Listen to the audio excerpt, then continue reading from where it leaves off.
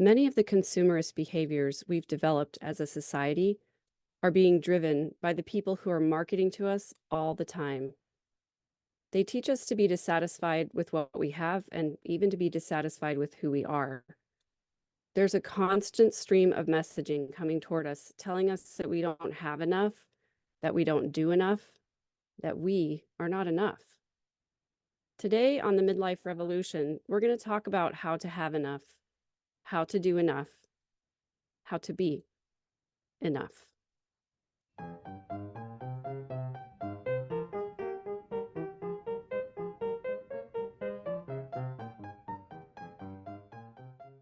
If you had to guess how many advertisements you see in a day, what would be the number? 100? 1,000? A million? Unless you live in an unpopulated forest and you don't have a phone and you never leave your cabin, chances are that you're receiving marketing messages all day, every day, from your mail to billboards on your daily commute to every time you pick up your phone. And let's face it, social media is one big marketing ploy. I'm even marketing to you right now. I'm trying to convince you that this podcast is worth listening to and sharing, and I'm hoping you will like, subscribe, and follow. Marketing people want us to believe that our life is full of problems and that they, the marketing people, have the solution. Buy something. Spend your money and other resources to the benefit of the people telling you about the problem, the marketers. The job of a good marketer is to tell you what the problem is. Spoiler alert, it's you. And then tell you how to solve it. Buy this. I think it started with the traveling salesman who went door to door selling solutions to overworked and possibly bored housewives.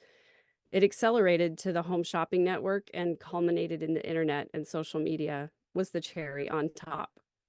The runaway train started with solving a problem, and then it accelerated into how to solve that problem faster and then cheaper, and then how to get more customers and get them younger and keep them longer and keep them needing to come back for more and more and more. I want to take you through the journey of a product marketing story from a product's inception through its life cycle. The goal of every company making a product is for that product to be profitable and for its life cycle to last as long as possible. If you look at any product on any shelf in any store in today's marketplace, you can be assured that thousands of hours of research went into naming the product, packaging the product, branding the product, distributing the product, and pricing the product before it ever gets to the store shelf. In order for a product to get into a store in the first place, a company has to present the product to the buyers for that store who decide what products get on the shelf.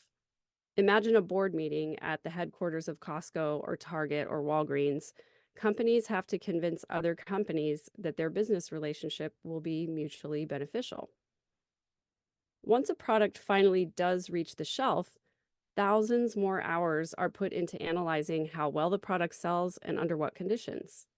Then, teams of marketing people make determinations about what tiny tweaks might need to occur in order for their product to become more successful and to have a longer life cycle. It's mind-boggling to me to think how many people dedicate their lives to finding better and more profitable ways to sell us things we probably don't even need in the first place. A great example is the tobacco industry.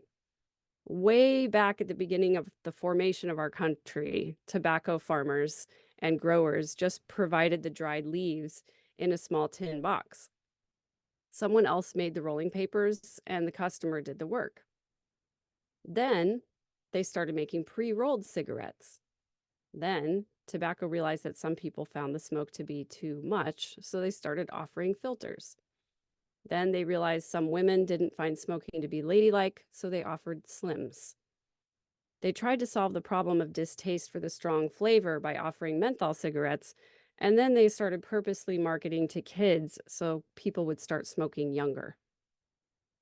Now think about distribution of a product. There are 168,000 gas stations and convenience stores in the United States, but only 62,000 grocery stores. I only mention this to say that if you want your product to go to the largest audience, make sure it's something that can be sold in a convenience store. According to the prevailing thinking when I was an undergraduate marketing student, A great product really only needed to meet 4 criteria.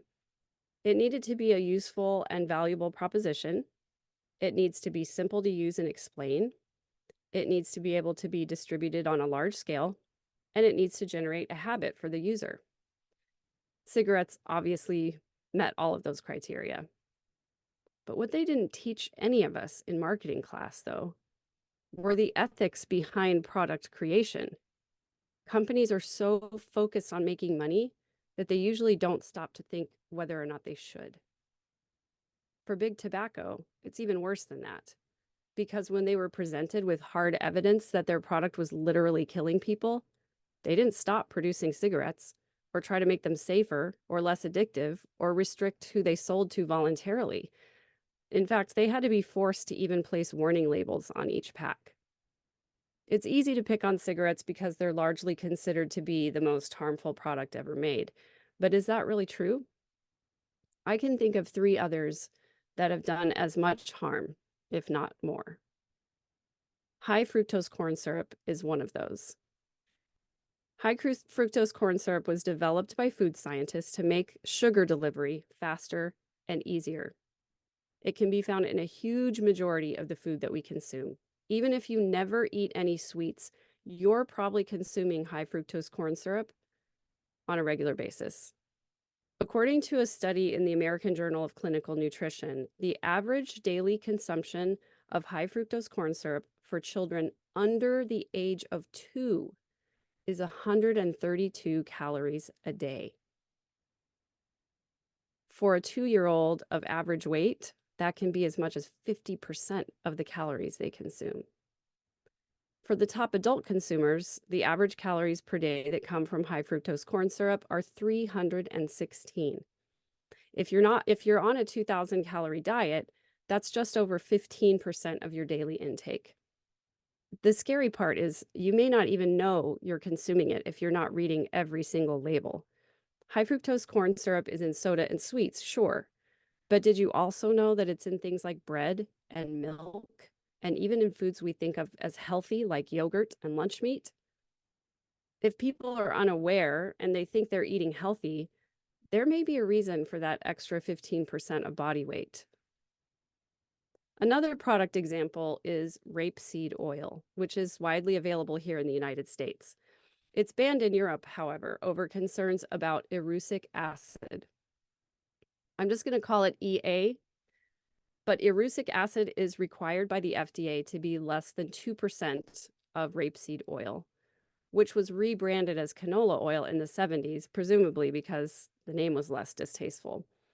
However, EA concentration can be as high as 52%.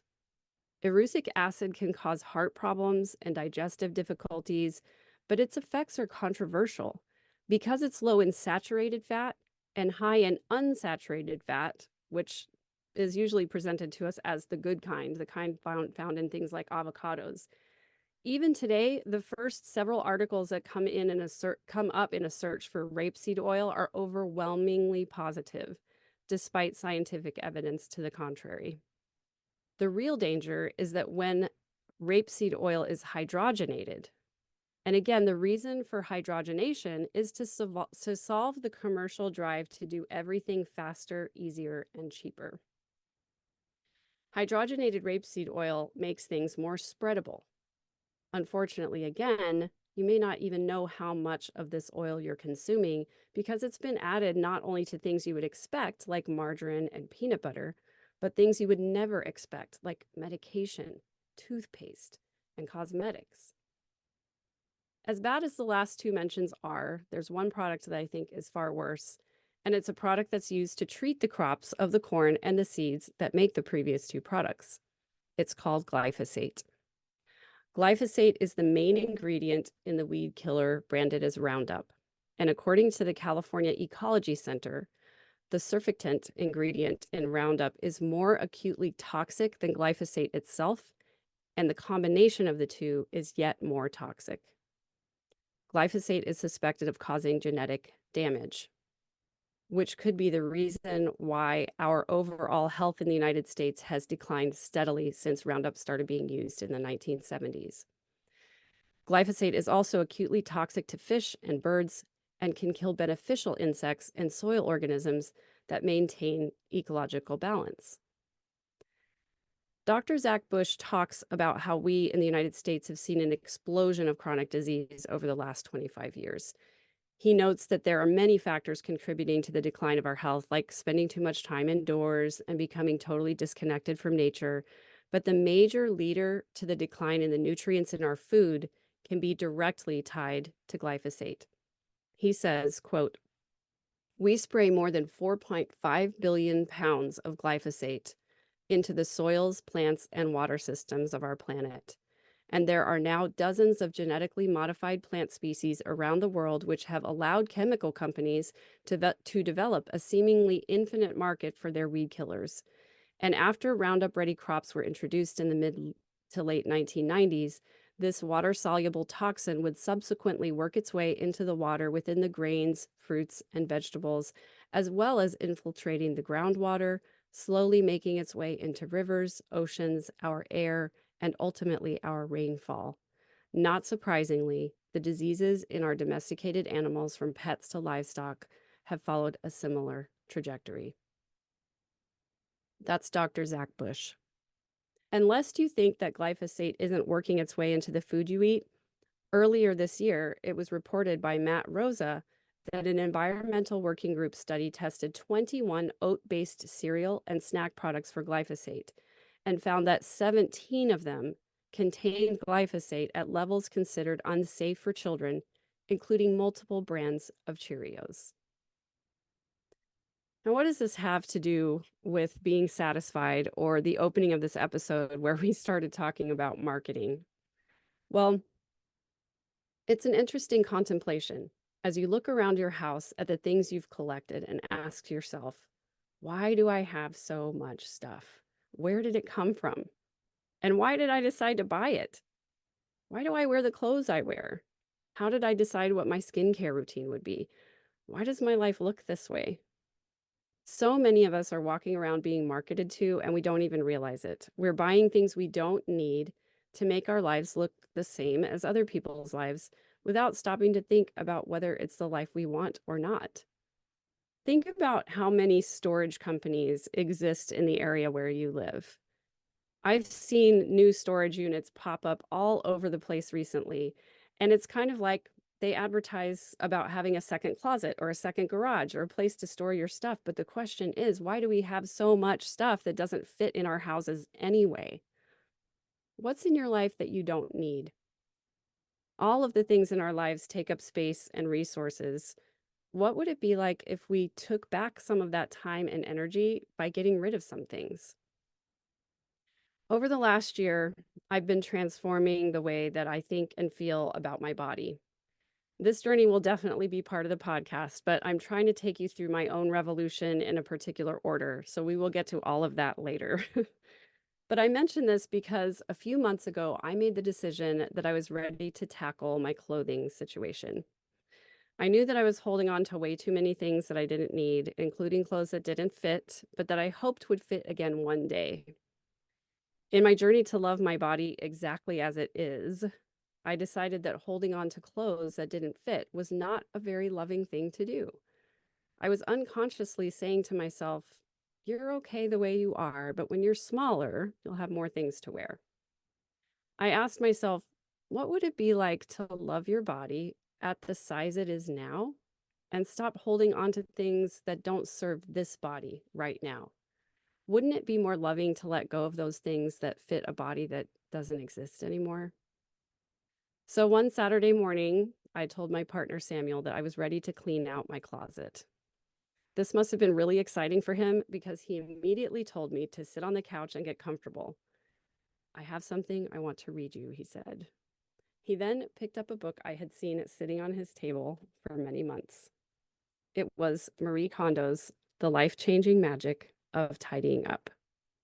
Now, I looked at this book on his end table and I saw that it has this New York Times bestseller sticker on it, and it says 3 million copies sold.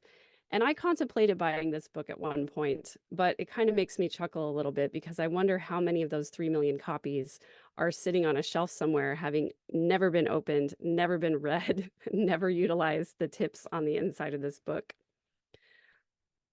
And I had heard of the "does it spark joy" question and had kind of pondered it to myself over the years, but never did anything about it.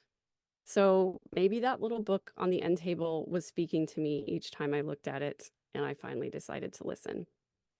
I closed my eyes, and Samuel read to me these words. What standard do you use to decide what to get rid of? There are several common patterns when it comes to discarding. One is to discard things when they cease being functional. For example, when something breaks down beyond repair or when part of a set is broken. Another is to discard things that are out of date, such as clothes that are no longer in fashion or things related to an event that has passed.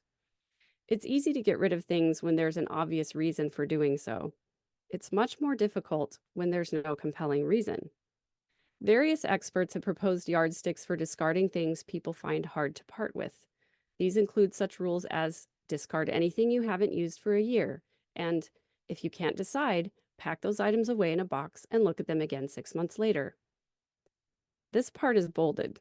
She says, however, the moment you start focusing on how to choose what to throw away, you have actually veered significantly off course. In this state, it is extremely risky to continue tidying. At one point in my life, I was virtually a disposal unit. After discovering the art of discarding when I was 15, I focused on how to get rid of things, and my research efforts escalated. I was always looking for new places to practice, be it my siblings' rooms or the communal storage lockers at school. My head was full of tidying tips, and I had complete, albeit misguided, confidence that I could tidy any space. My particular goal at the time was to get rid of as much as possible. I applied every criteria suggested by the various books I read on reducing. I tried getting rid of clothes that I hadn't worn for 2 years, discarding another item every time I bought something new, and throwing away anything I wasn't sure of. I threw out 30 bags of garbage in 1 month.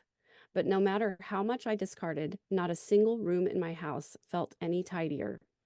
In fact, I found myself going shopping just to relieve the stress, and so failed miserably to reduce the total volume of my possessions. At home, I was always uptight, constantly on the lookout for superfluous things that could be discarded. When I found something not in use, I would pounce on it vengefully and throw it in the garbage.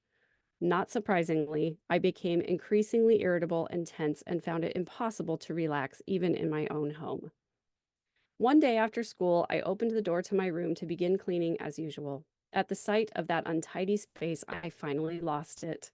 "I don't want to tidy anymore," I cried. Plopping myself down in the middle of my room, I began to think. I had spent 3 years tidying and discarding things, yet my room still felt cluttered. Would someone please tell me why my room isn't tidy when I work so hard at it? Although I did not say this out loud, in my heart I was practically shouting. At that moment, I heard a voice. Look more closely at what is there. What do you mean? I look at what's here so closely every day, I could drill a hole through it all. With that thought still in my head, I fell fast asleep right there on the floor. If I had been a little smarter, I would have realized before I became so neurotic that focusing solely on throwing things away can only bring unhappiness. Why? Because we should be choosing what we want to keep, not what we want to get rid of. When I woke up, I knew immediately what that voice in my head had meant. Look more closely at what is there. I had been so focused on what to discard, on attacking the unwanted obstacles around me, that I had forgotten to cherish the things that I loved, the things I wanted to keep. Through this experience, I came to the conclusion that the best way to choose what to keep and what to throw away is to take each item in one's hand and ask, does this spark joy? If it does, keep it. If not, dispose of it. This is not only the simplest, but also the most accurate yardstick by which to judge. Of course, that's her opinion, but after having been through this process, it's pretty effective. You may wonder about the effectiveness of such a vague criteria, but the trick is to handle each item. Don't just open up your closet and decide after a cursory glance that everything in it gives you a thrill. You must take each outfit in your hand. When you touch a piece of clothing, your body reacts. Its response to each item is different. Trust me and try it. I chose this standard for a reason. After all, what is the point in tidying? If it's not so that our space and the things in it can bring us happiness, then I think there's no point at all. Therefore, the best criterion for choosing what to keep and what to discard is whether keeping it will make you happy, whether it will bring you joy. Are you happy wearing clothes that don't give you pleasure? Do you feel joy when surrounded by piles of unread books that don't touch your heart? Do you think that owning accessories you know you'll never use will ever bring you happiness? The answer to these questions should be no. Now imagine yourself living in a space that contains only things that spark joy. Isn't this the lifestyle you dream of? And this part is in bold too. Keep only those things that speak to your heart, then take the plunge and discard all the rest. By doing this, you can reset your life and embark on a new lifestyle. Those few paragraphs started a revolution, one that is ongoing to this day, and one of the reasons I chose this title for my podcast. You'll have to stay tuned, however, to find out what happened on my tidying journey and where I am along the path today in the next few episodes of the Midlife Revolution.